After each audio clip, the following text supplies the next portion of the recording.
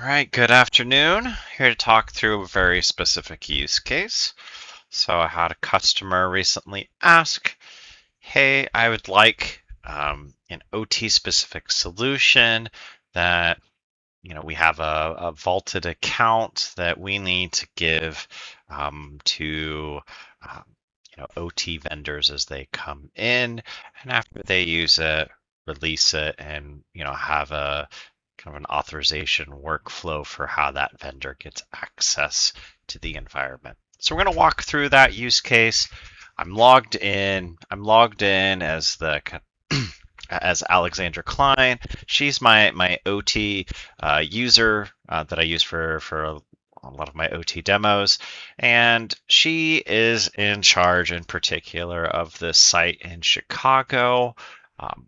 Aren't any vendors here today, but let's go ahead and, as Alex, add in a user that needs access to the Chicago site and needs access to that credential that they can use at that environment. So let's pretend that the name of the user is John Doe. We'll use my email just because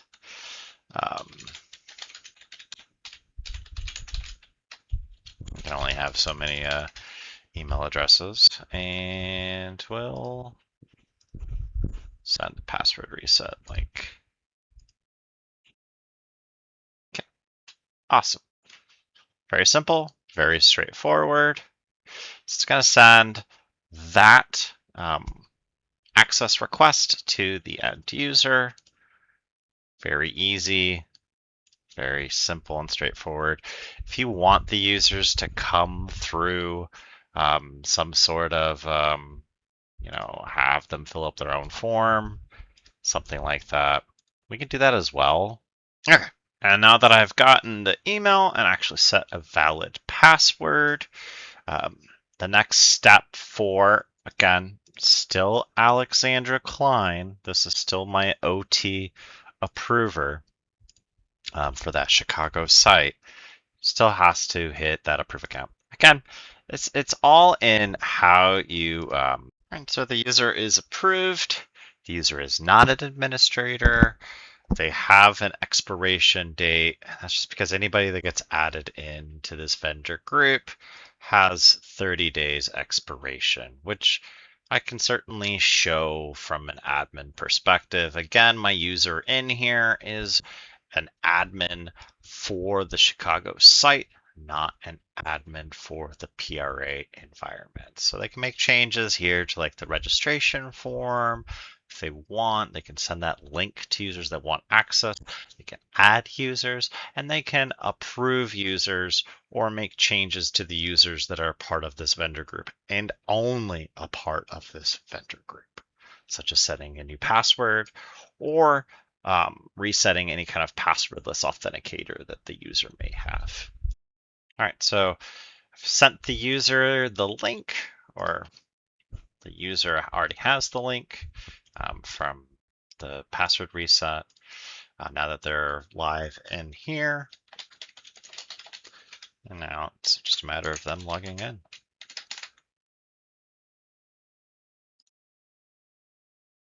Now that I've gotten authenticated, because my group policy, which again is just a policy for my users, requires it, my user has to enroll in MFA. This is just a TOTP authentication mechanism inside of our privileged remote access solution. Not that it's on my, on screen, but I'm on my phone using an authenticator, so I can add this in. And I think I might have just fat fingered it. Hold on. Okay. There we go. I'm logged in. And my user, doesn't have a whole lot of access here inside of the privileged remote access site. They do have access to the vault.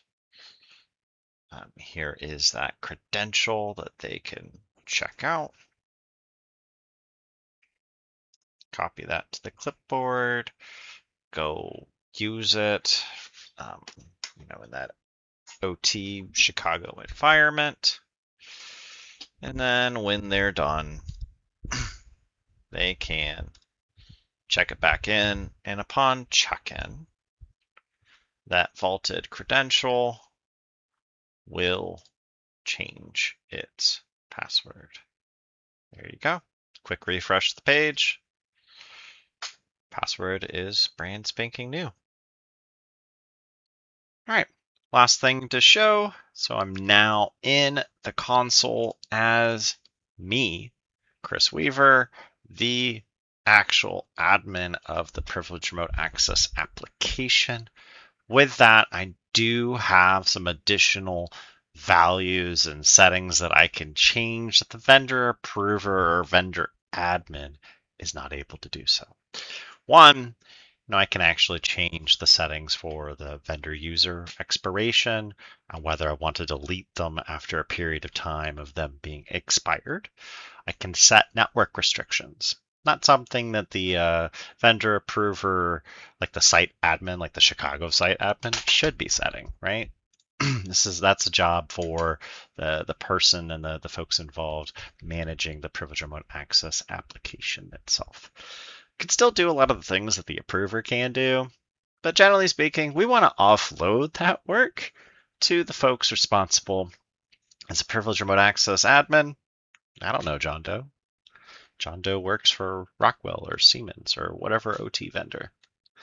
Ideally, the site admin, Alex, it works inside that site and actually knows that that person is going to do some work there for whatever project.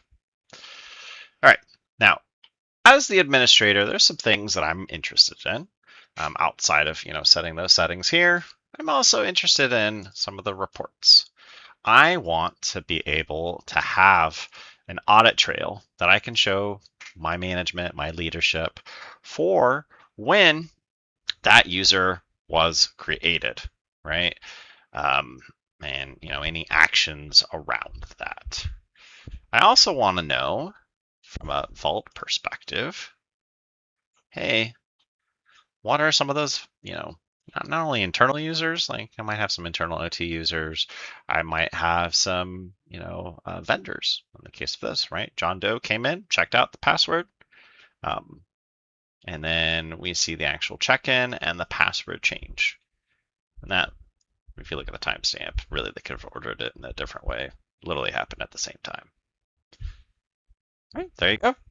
That's the end of kind of really this use case. Certainly, if you have any questions, let me know and feel free to give my channel a follow.